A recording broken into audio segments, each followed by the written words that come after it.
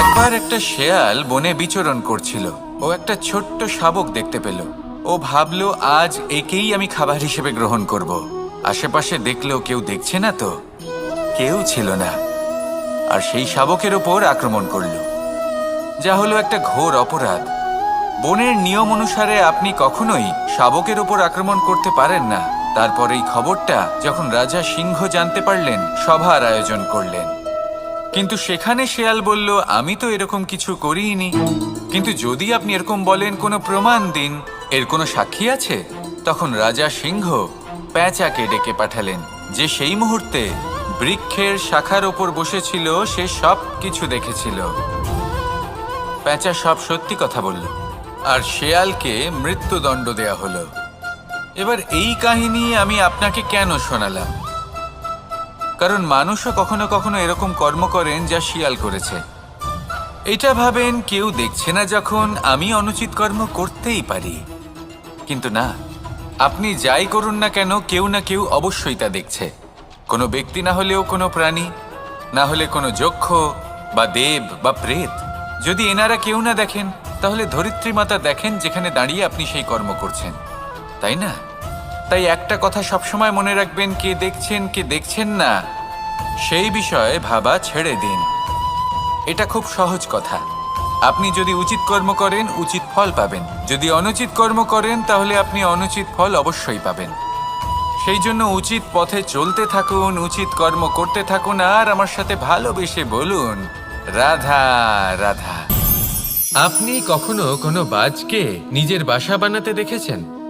এই বাজ যখনই কোনো বাসা বানায়, তখন উঁচু গাছের ডালে বা কোনো পর্বতের শিখরে বাসা বানায়, অনেক উচ্চতায়। আর সেখানে তার সন্তানও জন্মগ্রহণ করে। যখন এই সন্তানেরা জন্মায়, তখন এই বাজ খুবই ভালোবেসে এবং খুব সাবধানে এদের পালন পোষণ করে।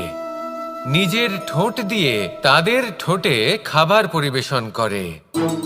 কিন্তু যেই সেই সন্তানেরা হৃষ্টপুষ্ট হয়ে যায় এবং সেই কথা বাজ নিজে বুঝতে পেরে যায়, সেই বাজ নিজেই সেই বাসা ছিন্ন ভিন্ন করে দেয়।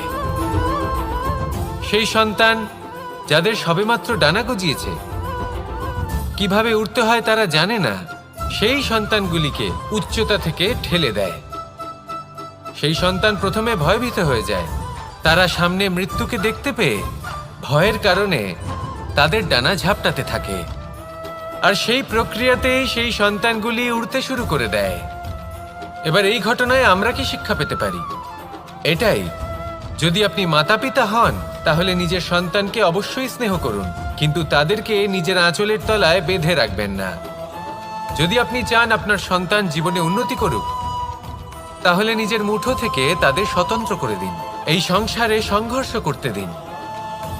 সেই সন্তান নিজেই বুঝতে পারবে যে জন্মের সময় পাওয়া ডানা কি করে ব্যবহার করতে হয়। আর আপনার চোখের সামনে আপনার সন্তান এই আকাশে উড়তে থাকবে। তাহলে আসুন আমার সাথে ভালোবেসে বলুন, রাধা রাধা।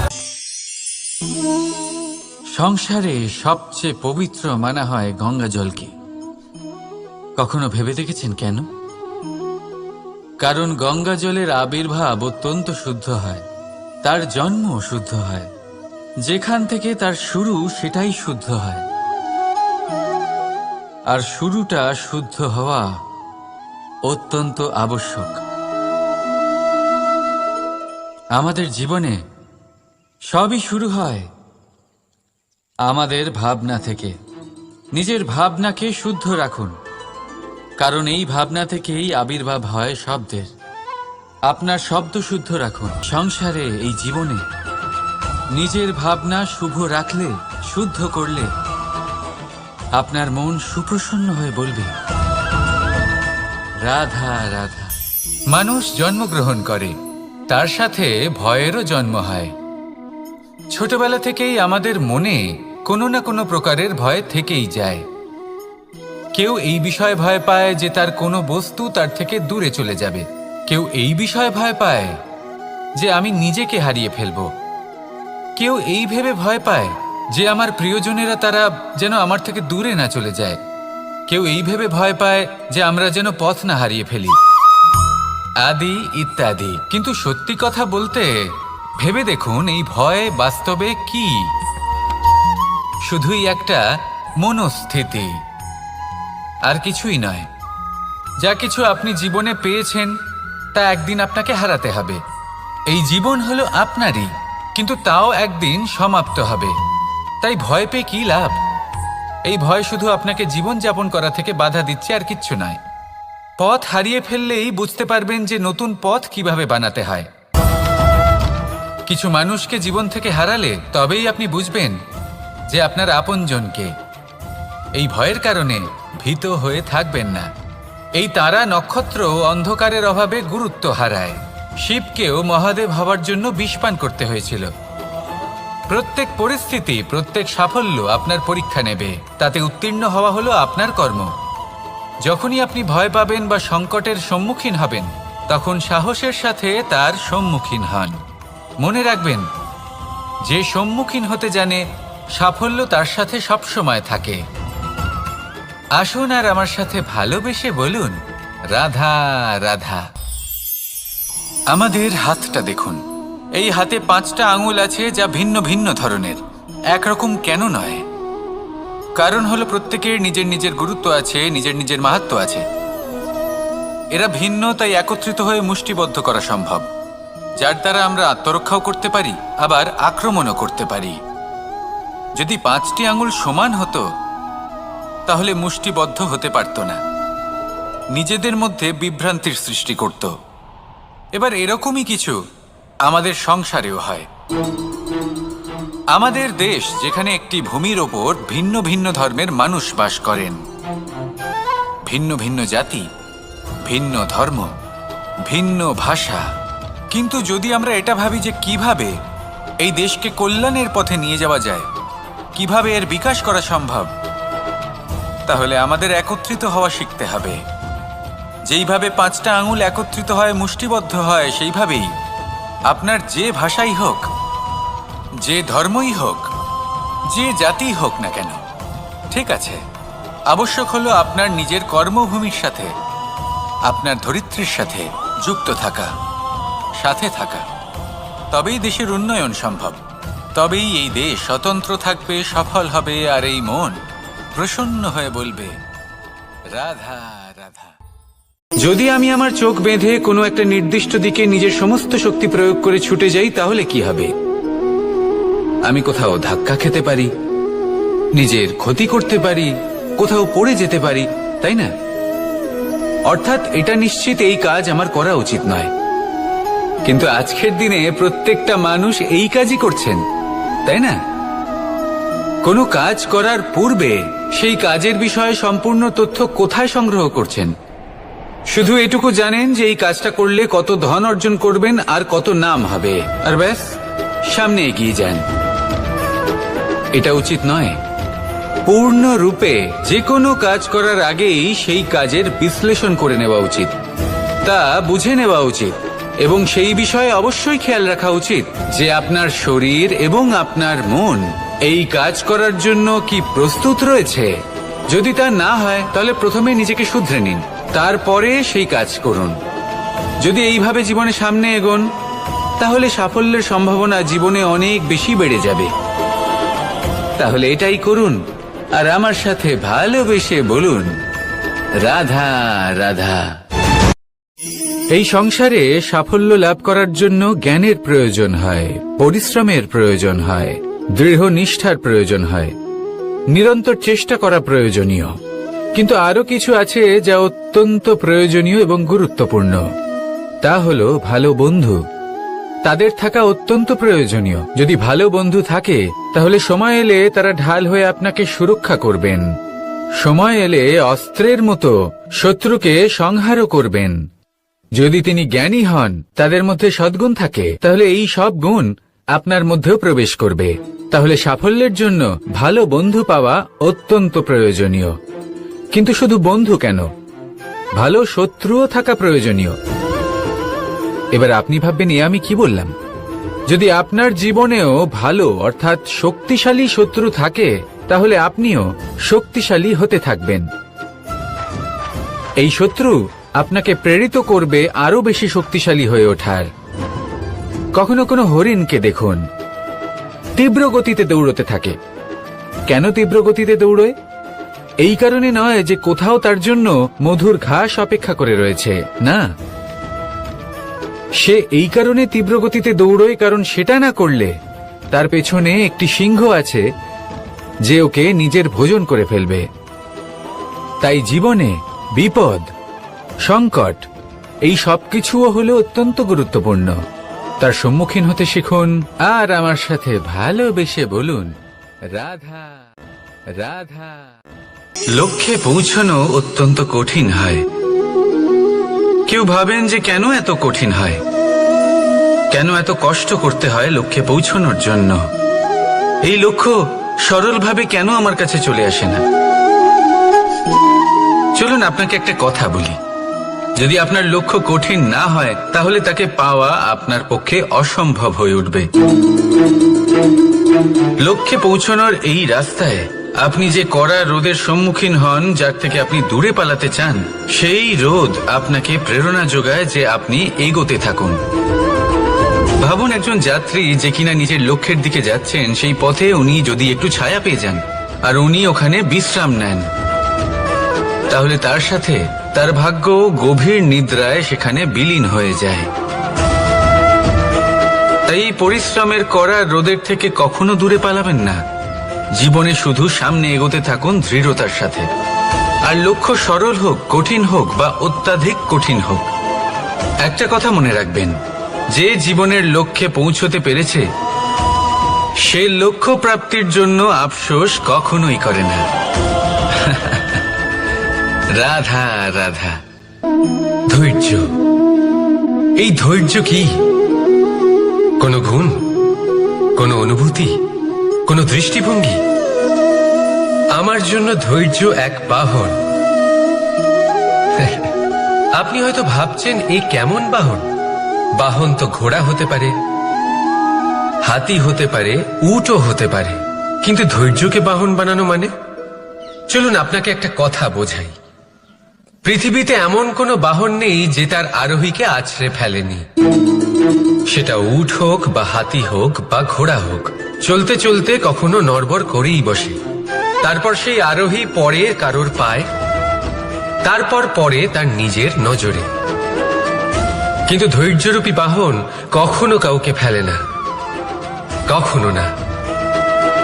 না সেই আরোহী কারোর পায়ে পড়ে আর না তো নিজের নজরে। কারণ ধৈর্য আপনাকে বিবেক প্রদান করে, বিবেক আপনাকে পরিকল্পনায় সাহায্য করে, আর পরিকল্পনা প্রদান করে আপনাকে শক্তি আপনার লক্ষ্যের দিকে অগ্রসর হওয়ার। বুঝলেন? ধৈর্যকে সঙ্গে রাখুন, নিজেকে আরো ধৈর্যশীল করে তুলুন। এই ধৈর্যের সাহায্যে আরোহণ করে দেখুন কিভাবে এই বাহন আপনাকে আপনার গন্তব্যে পৌঁছে দেবে। রাধা রাধা। সংসারে এমন একটা ভ্রান্ত ধারণা রয়েছে যে সবকিছু ভাগ্যের দ্বারা পাওয়া যায়, কিন্তু ভাগ্য, প্রারব্ধ এ তো সকলের জন্যই সমান হয়। এটা তো ব্যক্তির উপরে নির্ভরশীল হয়, তার আকাঙ্ক্ষার উপরে নির্ভরশীল হয়, বাসনার উপরে নির্ভরশীল হয়, স্বভাবের উপরে নির্ভরশীল হয় যে উনি সেটা নিয়ে কি করেন। দেখুন এই প্রসাদ কিন্তু সকলকেই দেওয়া হয়, কিন্তু তা গ্রহণ করবেন কিভাবে সেটা ব্যক্তির উপরে নির্ভর করে। আপনাকে এক উদাহরণ দিই। যেমন ধরুন দুজন মানুষকে আমি একটা করে মাটির ডেলা দিলাম, সেটা নিয়ে তারা কি করবেন?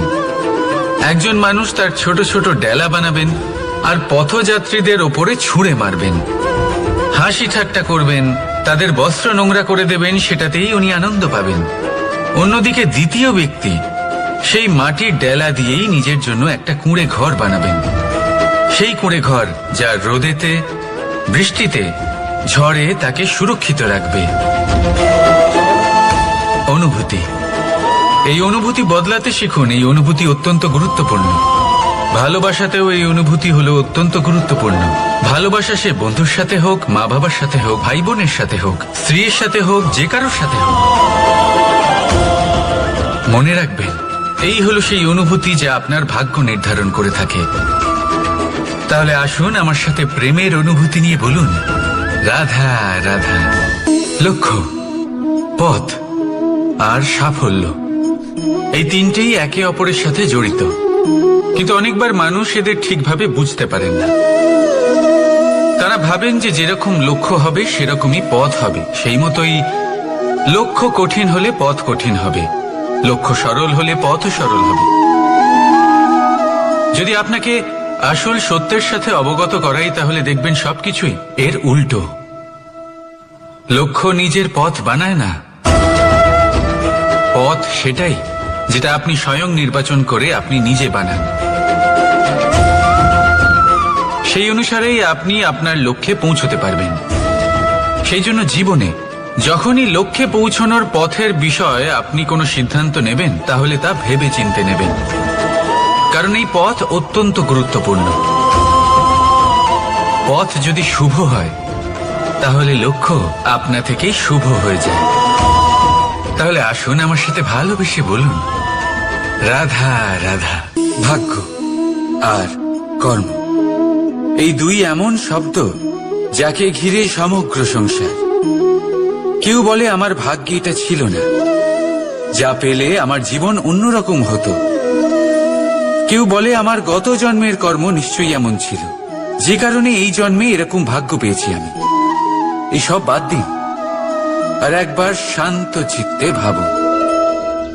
আপনি বুঝতে পারবেন যে ভাগ্য আর কর্ম এই দুই এই জন্মের তফাৎ করে। রাধা রাধা নাম কত সাধারণ একটা বিষয়। প্রত্যেক মানুষ যে জন্ম নেয় তাকে একটা নাম দেওয়া হয়, যা সে পেয়ে থাকে তার মাতা পিতার দ্বারা, না হলে তার গুরুর দ্বারা, বা কোনো আত্মীয়ের দ্বারা, বা কোনো কাছের মানুষের দ্বারা। এই নামের সাথেই সে আস্তে আস্তে বেড়ে ওঠে। কিন্তু এটাই কি সেই নাম? এই নামই কি সবকিছু? কখনোই নয়। একটা নাম সেটা যা আপনি জন্মের সময় লাভ করেন, যে নামে আপনি কর্মের পথে অগ্রসর হন।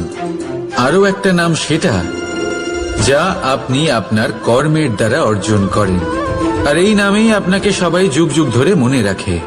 আপনার আসল নাম সেটা নয় যা আপনাকে জন্মের সময় দেওয়া হয়েছিল। আপনার আসল নাম সেটা যেটা আপনি আপনার কর্ম দ্বারা লাভ করেছেন, কারণ সেই লাভের পেছনে প্রচুর প্রয়াস লুকিয়ে থাকে, অনেক পরিশ্রম লুকিয়ে থাকে।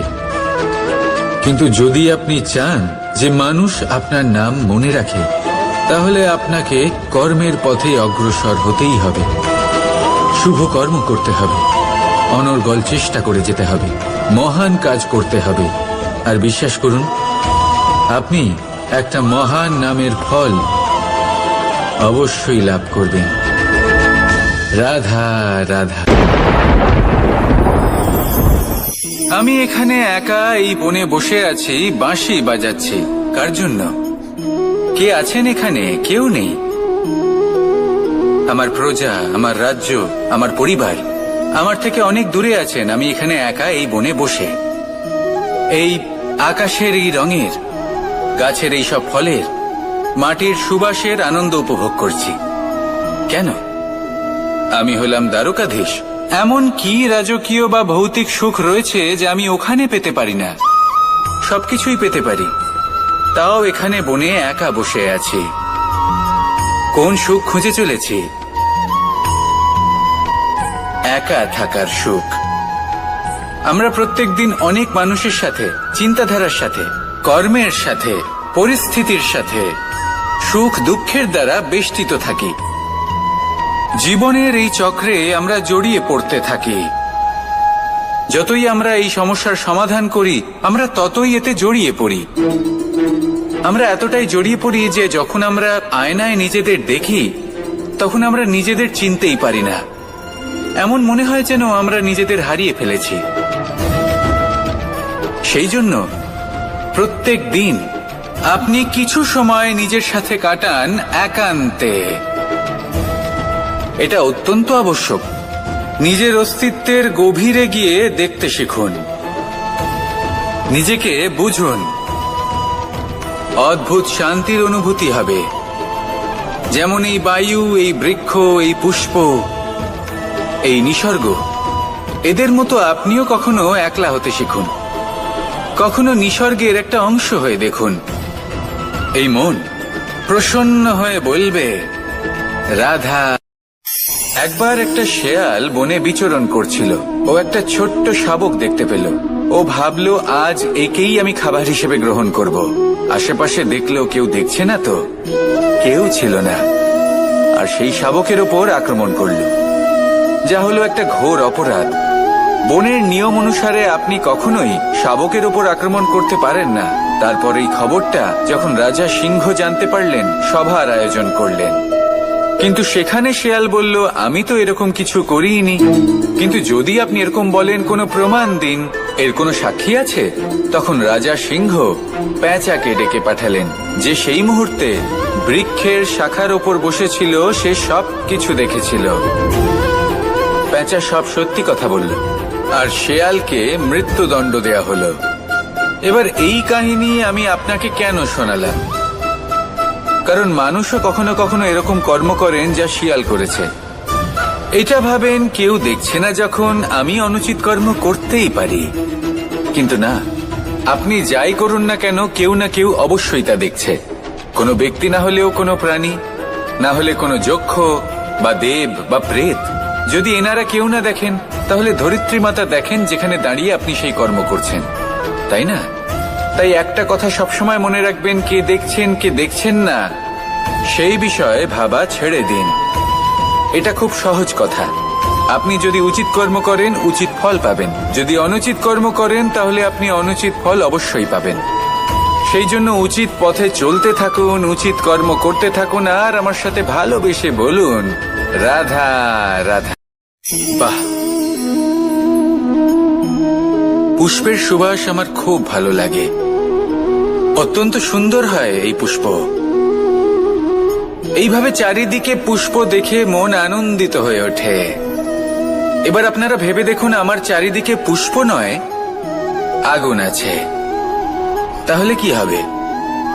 আমার শরীর কি জ্বলে যাবে না? অবশ্যই জ্বলবে।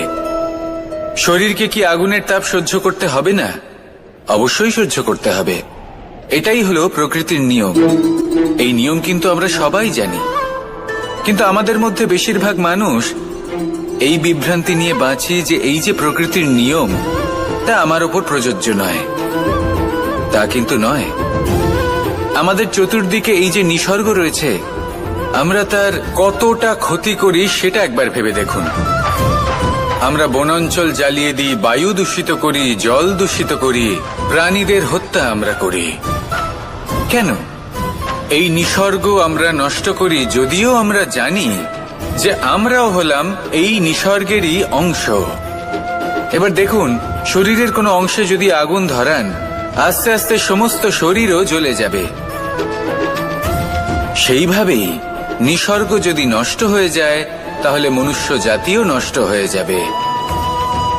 তাই এই যে নিসর্গ আপনি দেখছেন, এই পুষ্প, এই বৃক্ষ, বায়ু, জল, এদের সকলকে রক্ষা করুন, নষ্ট নয়। মনে রাখবেন, যদি নিসর্গ থাকে, মানুষ থাকবে। যদি নিসর্গ থাকে, তাহলেই জীবন থাকবে। আসুন আমার সাথে ভালোবেসে বলুন, রাধা রাধা। কারই না পছন্দ বলুন তো? অত্যন্ত সুস্বাদু হয় এই মধু, মিষ্টি খেতে হয় এবং তা শক্তিও প্রদান করে। এবং প্রত্যেকটি মিষ্টি পদার্থের মতোই এতেও খুব তাড়াতাড়ি পিঁপড়ে ধরে যায়। অন্যদিকে যদি নুনকে দেখি, তাহলে বছরের পর বছর রাখলেও এতে পিঁপড়ে ধরে না। এবার যদি কথা বলি বন্ধুত্বের, তাহলে বন্ধুত্ব নুনের মতো হওয়া উচিত, মধুর মতো নয়। যারা সামনে এলে শুধুমাত্র মধুর মধুর কথা বলবে, পরে এতে পিঁপড়ে ধরে যাবে, এটা নুনের মতো হওয়া উচিত। প্রকৃত বন্ধু হলো সে, যে সময় এলে পরে আপনার সামনে আপনার প্রকৃত সত্য তুলে ধরবে, তা সে যতই কঠিন হোক না কেন। আপনার দোষ, আপনার অপগুণ, আপনার খামতি আপনাকে বলতে পারবে, যাতে আপনি সেগুলো শুনে মেনে নিয়ে তারপর নিজেকে শুধরোতে পারেন। এটাই হলো প্রকৃত বন্ধুত্ব। কখনো নিজের জীবনের আশেপাশে মন দিয়ে দেখবেন, অনেক সময় এমন মানুষ থাকেন, অনেক বন্ধু থাকেন যাদের দেখে আমাদের মনে হয় যে এনারা খুব কঠোর, এনাদের কথা খুব কটু। কিন্তু বেশিরভাগ এমন মানুষের মনটা যদি বুঝতে পারেন তাহলে দেখবেন তাতে কোনো মালিন্য নেই, এনাদের মন অত্যন্ত পবিত্র হয়। যদি আপনার জীবনেও এমন কোনো ব্যক্তি থেকে থাকে, এমন বন্ধু থাকে, তাহলে তাদের আগলে রাখুন আর আমার সাথে ভালোবেসে বলুন, রাধা রাধা। যতক্ষণ আমরা এই সংসারে জীবিত ততক্ষণ আমাদের সাথে সবকিছু থাকে, আমাদের ধন, সুখ স্বাচ্ছন্দ্য, আমাদের মিত্রগণ, আমাদের পরিবার, এই সমাজ, এই সবকিছু আমাদের সাথে থাকে। যেদিন আমরা এই সংসারকে ত্যাগ করব, এদের মধ্যে কেউ আমাদের সাথে যাবে না, না ধন, না স্বাচ্ছন্দ্য, না সম্পত্তি। এই সকল মানুষ, এই সমাজ, এরা শুধুমাত্রই শ্মশান পর্যন্ত আমাদের সাথে থাকতে পারবেন। তারপরে যদি আমাদের সাথে কিছু যেতে পারে তাহলে তা শুধুই আমাদের ধর্ম। আর এই সংসারে আমরা নিজেদের যে সুনাম রেখে যাই সেটা সম্ভব শুধুমাত্র কর্মের দ্বারা।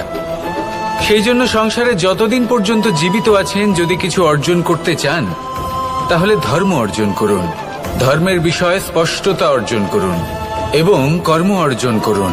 এটাই হবে আপনার অতীত এবং এটাই হবে আপনার ভবিষ্যৎ, এবং এটাই সকলকে প্রেরণা প্রদান করবে। আসুন আমার সাথে ভালোবেসে বলুন, রাধা রাধা। যখনই কোনো যাত্রায় যাব বলে মনে করি তখনই আমরা প্রস্তুত থাকি আসন্ন বিপদের জন্য বা সংকটের জন্য। যেমন যদি আমাদের মনে হয় যে আজকের পরিবেশ খুব ঠান্ডা হবে, তাহলে আমরা গরম বস্ত্র ধারণ করি বা সেটাকে সাথে নিয়ে যাই। যদি মনে হয় যে বৃষ্টি হতে পারে বা বৃষ্টি হয়ে চলেছে, আমরা দেখছি, তাহলে আমরা একটা ছাতা সাথে নিয়ে নিই। আমরা প্রস্তুত থাকতে চাই এবং এটাই উচিত, এবং সেই কারণেই আমরা যাত্রায় সাফল্য লাভ করি। কিন্তু যদি আমরা কথা বলি জীবনযাত্রা নিয়ে, যা কিনা সব থেকে বেশি গুরুত্বপূর্ণ, তাহলে তার জন্য আমরা পূর্ণরূপে প্রস্তুত থাকি না। আশেপাশের মানুষ, এই সমাজ, আমাদের সাথী, আমাদের মিত্ররা যে কোনো মুহূর্তে বদলে যেতে পারেন। সেই জন্য আমরা নিজেদেরকে কখনো সাবধান করি না, কখনোই নিজেদের প্রস্তুত করি না।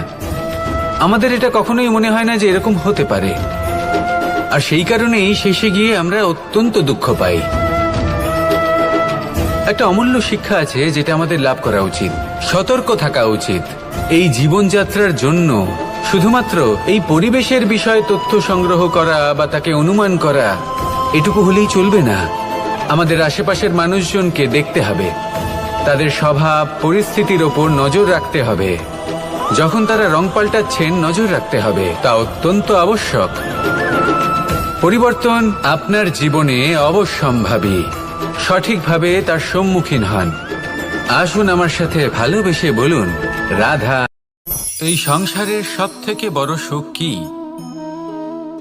কেউ বলবেন নিজের লক্ষ্য প্রাপ্ত করা, কেউ বলবেন ধন উপার্জন করা, কেউ বলবেন নিদ্রাই সব থেকে বড় সুখ, কেউ বলবেন রাজ্য লাভ করা, আবার কেউ বলবেন মাতার হাত থেকে খাবার খাওয়া, আদি ইত্যাদি। কিন্তু যদি সত্যি কথা বলি, এই সংসারের সব থেকে বড় সুখ হলো সেবা করা। কখনো কাউকে সেবা করে দেখুন। এই সেবা দ্বারা অন্য কোনো মানুষের আশীর্বাদ লাভ করাতেই সুখ রয়েছে। আপনার সেবা ভাব দ্বারা যখন কোনো মানুষ নিজের অন্তরাত্মা থেকে আপনাকে আশীর্বাদ করে, তার থেকে বড় সুখ আর কিছুই নেই। কারণ প্রত্যেক মানুষের মধ্যে ঈশ্বর বাস করেন। নরের সেবাই হলো নারায়ণের সেবা। নিষ্কাম সেবা করাই হলো সব থেকে বড় সুখ। তাই নিজের অন্তরে সেবার এই ভাব জাগ্রত করুন। যে সুখের কথা আমি বলছি, সেই সুখ অনুভব করেই দেখুন। এই মন সুপ্রসন্ন হয়ে বলবে, রাধা রাধা। বাহ, পুষ্পের সুবাস আমার খুব ভালো লাগে। অত্যন্ত সুন্দর হয় এই পুষ্প। এইভাবে চারিদিকে পুষ্প দেখে মন আনন্দিত হয়ে ওঠে। এবার আপনারা ভেবে দেখুন, আমার চারিদিকে পুষ্প নয়, আগুন আছে। তাহলে কি হবে? আমার শরীর কি জ্বলে যাবে না? অবশ্যই জ্বলবে। শরীরকে কি আগুনের তাপ সহ্য করতে হবে না? অবশ্যই সহ্য করতে হবে। এটাই হলো প্রকৃতির নিয়ম। এই নিয়ম কিন্তু আমরা সবাই জানি, কিন্তু আমাদের মধ্যে বেশিরভাগ মানুষ এই বিভ্রান্তি নিয়ে বাঁচি যে এই যে প্রকৃতির নিয়ম তা আমার ওপর প্রযোজ্য নয়। তা কিন্তু নয়। আমাদের চতুর্দিকে এই যে নিসর্গ রয়েছে, আমরা তার কতটা ক্ষতি করি সেটা একবার ভেবে দেখুন। আমরা বনাঞ্চল জ্বালিয়ে দিই, বায়ু দূষিত করি, জল দূষিত করি, প্রাণীদের হত্যা আমরা করি। কেন? এই নিসর্গ আমরা নষ্ট করি, যদিও আমরা জানি যে আমরাও হলাম এই নিসর্গেরই অংশ। এবার দেখুন, শরীরের কোনো অংশে যদি আগুন ধরান, আস্তে আস্তে সমস্ত শরীরও জ্বলে যাবে। সেইভাবেই নিসর্গ যদি নষ্ট হয়ে যায়, তাহলে মনুষ্য জাতিও নষ্ট হয়ে যাবে। তাই এই যে নিসর্গ আপনি দেখছেন, এই পুষ্প, এই বৃক্ষ, বায়ু, জল, এদের সকলকে রক্ষা করুন, নষ্ট নয়। মনে রাখবেন, যদি নিসর্গ থাকে মানুষ থাকবে, যদি নিসর্গ থাকে তাহলেই জীবন থাকবে। আসুন আমার সাথে ভালোবেসে বলুন, রাধা রাধা। লক্ষ্যে পৌঁছানো অত্যন্ত কঠিন হয়। কেউ ভাবেন যে কেন এত কঠিন হয়, কেন এত কষ্ট করতে হয় লক্ষ্যে পৌঁছানোর জন্য। এই লক্ষ্য সরলভাবে কেন আমার কাছে চলে আসে না? চলুন আপনাকে একটা কথা বলি, যদি আপনার লক্ষ্য কঠিন না হয় তাহলে তাকে পাওয়া আপনার পক্ষে অসম্ভব হয়ে উঠবে। লক্ষ্যে পৌঁছানোর এই রাস্তায় আপনি যে কড়া রোদের সম্মুখীন হন, যার থেকে আপনি দূরে পালাতে চান, সেই রোদ আপনাকে প্রেরণা যোগায় যে আপনি এগোতে থাকুন। ভাবুন, একজন যাত্রী যে কিনা নিজের লক্ষ্যের দিকে যাচ্ছেন, সেই পথে উনি যদি একটু ছায়া পেয়ে যান আর উনি ওখানে বিশ্রাম নেন, তাহলে তার সাথে তার ভাগ্য গভীর নিদ্রায় সেখানে বিলীন হয়ে যায়। তাই এই পরিশ্রমের করা রোদের থেকে কখনো দূরে পালাবেন না। জীবনে শুধু সামনে এগোতে থাকুন দৃঢ়তার সাথে। আর লক্ষ্য সরল হোক, কঠিন হোক বা অত্যাধিক কঠিন হোক, একটা কথা মনে রাখবেন, যে জীবনের লক্ষ্যে পৌঁছতে পেরেছে সে লক্ষ্য প্রাপ্তির জন্য আফসোস কখনোই করে না। রাধা রাধা। ধৈর্য, এই ধৈর্য কি? কোনো গুণ, কোনো অনুভূতি, কোনো দৃষ্টিভঙ্গি? আমার জন্য ধৈর্য এক বাহন। আপনি হয়তো ভাবছেন, এ কেমন বাহন? বাহন তো ঘোড়া হতে পারে, হাতি হতে পারে, উটও হতে পারে, কিন্তু ধৈর্যকে বাহন বানানো মানে? চলুন আপনাকে একটা কথা বোঝাই। পৃথিবীতে এমন কোনো বাহন নেই যে তার আরোহীকে আছড়ে ফেলেনি। সেটা উট হোক বা হাতি হোক বা ঘোড়া হোক, চলতে চলতে কখনো নড়বড় করেই বসে। তারপর সেই আরোহী পড়ে কারোর পায়, তারপর পড়ে তার নিজের নজরে। কিন্তু ধৈর্যরূপী বাহন কখনো কাউকে ফেলে না, কখনো না। না সেই আরোহী কারোর পায়ে পড়ে, আর না তো নিজের নজরে। কারণ ধৈর্য আপনাকে বিবেক প্রদান করে, বিবেক আপনাকে পরিকল্পনায় সাহায্য করে, আর পরিকল্পনা প্রদান করে আপনাকে শক্তি, আপনার লক্ষ্যের দিকে অগ্রসর হওয়ার। বুঝলেন? ধৈর্যকে সঙ্গে রাখুন, নিজেকে আরো ধৈর্যশীল করে তুলুন। এই ধৈর্যের সাহায্যে আরোহণ করে দেখুন কিভাবে এই বাহন আপনাকে আপনার গন্তব্যে পৌঁছে দেবে। রাধা রাধা। সংসারে এমন একটা ভ্রান্ত ধারণা রয়েছে যে সবকিছু ভাগ্যের দ্বারা পাওয়া যায়, কিন্তু ভাগ্য, প্রারব্ধ, এ তো সকলের জন্যই সমান হয়। এটা তো ব্যক্তির উপরে নির্ভরশীল হয়, তার আকাঙ্ক্ষার উপরে নির্ভরশীল হয়, বাসনার উপরে নির্ভরশীল হয়, স্বভাবের উপরে নির্ভরশীল হয় যে উনি সেটা নিয়ে কি করেন। দেখুন, এই প্রসাদ কিন্তু সকলকেই দেওয়া হয়, কিন্তু তা গ্রহণ করবেন কিভাবে সেটা ব্যক্তির উপরে নির্ভর করে। আপনাকে এক উদাহরণ দিই। যেমন ধরুন, দুজন মানুষকে আমি একটা করে মাটির ডেলা দিলাম, সেটা নিয়ে তারা কি করবেন? একজন মানুষ তার ছোট ছোট ডেলা বানাবেন আর পথযাত্রীদের ওপরে ছুঁড়ে মারবেন, হাসি ঠাট্টা করবেন, তাদের বস্ত্র নোংরা করে দেবেন, সেটাতেই উনি আনন্দ পাবেন। অন্যদিকে দ্বিতীয় ব্যক্তি সেই মাটির ডেলা দিয়েই নিজের জন্য একটা কুঁড়ে ঘর বানাবেন। সেই কুঁড়ে ঘর যা রোদেতে, বৃষ্টিতে, ঝড়ে তাকে সুরক্ষিত রাখবে। অনুভূতি, এই অনুভূতি বদলাতে শিখুন। এই অনুভূতি অত্যন্ত গুরুত্বপূর্ণ। ভালোবাসাতেও এই অনুভূতি হলো অত্যন্ত গুরুত্বপূর্ণ। ভালোবাসা সে বন্ধুর সাথে হোক, মা বাবার সাথে হোক, ভাই বোনের সাথে হোক, স্ত্রীর সাথে হোক, যে কারোর সাথে হোক, মনে রাখবেন এই হলো সেই অনুভূতি যা আপনার ভাগ্য নির্ধারণ করে থাকে। তাহলে আসুন আমার সাথে প্রেমের অনুভূতি নিয়ে বলুন, রাধা রাধা। লক্ষ্য, পথ আর সাফল্য, এই তিনটেই একে অপরের সাথে জড়িত, কিন্তু অনেকবার মানুষ এদের ঠিকভাবে বুঝতে পারেন না। তারা ভাবেন যে যেরকম লক্ষ্য হবে সেরকমই পথ হবে। সেই মতোই লক্ষ্য কঠিন হলে পথ কঠিন হবে, লক্ষ্য সরল হলে পথও সরল হবে। যদি আপনাকে আসল সত্যের সাথে অবগত করাই, তাহলে দেখবেন সবকিছুই এর উল্টো। লক্ষ্য নিজের পথ বানায় না, পথ সেটাই যেটা আপনি স্বয়ং নির্বাচন করে আপনি নিজে বানান। সেই অনুসারেই আপনি আপনার লক্ষ্যে পৌঁছতে পারবেন। সেই জন্য জীবনে যখনই লক্ষ্যে পৌঁছানোর পথের বিষয়ে আপনি কোনো সিদ্ধান্ত নেবেন, তাহলে তা ভেবে চিন্তে নেবেন, কারণ এই পথ অত্যন্ত গুরুত্বপূর্ণ। পথ যদি শুভ হয়, তাহলে লক্ষ্য আপনা থেকেই শুভ হয়ে যায়। তাহলে আসুন আমার সাথে ভালোবেসে বলুন, রাধা রাধা। ভাগ্য আর কর্ম, এই দুই এমন শব্দ যাকে ঘিরে সমগ্র সংসার। কেউ বলে আমার ভাগ্যে এটা ছিল না, যা পেলে আমার জীবন অন্যরকম হতো।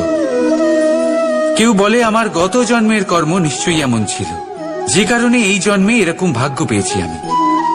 এসব বাদ দিন আর একবার শান্ত চিত্তে ভাবুন। আপনি বুঝতে পারবেন যে ভাগ্য আর কর্ম এই দুই এই জন্মের। তফাৎ শুধুমাত্র এটাই যে যদি ভাগ্যের কথা বলা হয়, তাহলে আপনি এই ভাগ্যের থেকে যত বেশি আশা করবেন, তত বেশি নিরাশ হবেন আপনি। কারণ এই আশা আপনাকে কর্ম করা থেকে আটকায়। যদি কথা বলা হয় কর্মের, তাহলে নিজের কর্মের প্রতি যত বিশ্বাস রাখবেন, তত বেশি সফলতা আপনার কাছে আসবে।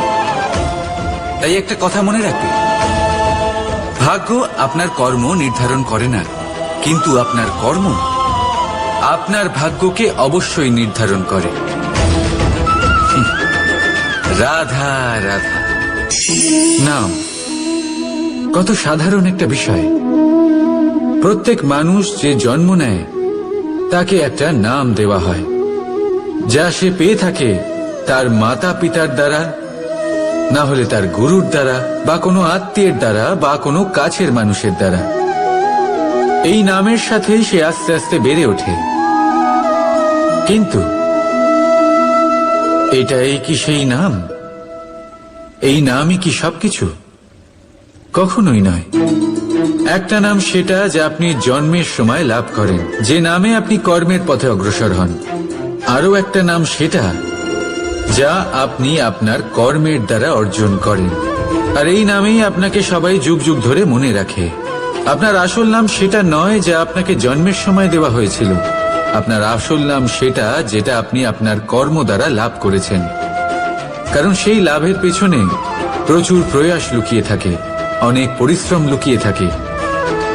কিন্তু যদি আপনি চান যে মানুষ আপনার নাম মনে রাখে, তাহলে আপনাকে কর্মের পথে অগ্রসর হতেই হবে। শুভ কর্ম করতে হবে, অনর্গল চেষ্টা করে যেতে হবে, মহান কাজ করতে হবে। আর বিশ্বাস করুন, আপনি একটা মহান নামের ফল অবশ্যই লাভ করবেন। রাধা রাধা।